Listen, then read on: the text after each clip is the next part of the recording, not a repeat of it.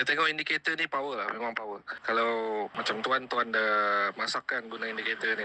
Dia asal dia entry je, kalau cun setup tu memang cantik lah. Memang boleh terus running profit minimum pun $20-30, 20-30 pips lah macam tu. Tapi saya nak cuba arrange masa saya nak cuba fokus dengan trading ni lah. Sebab saya tengok indikator tuan ni jarang lah saya tengok dalam berapa minggu ni, jarang lah kena stop loss atau cut loss. Mungkin dalam 10 setup tu ada satu je kot. So memang power lah indikator tuan ni.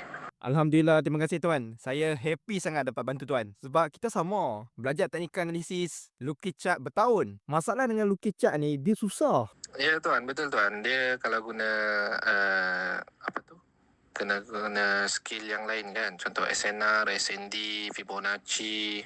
Lepas tu ada yang lagi advance, kena guna order flow, kena guna bookmap. Semua tu memang complicated lah.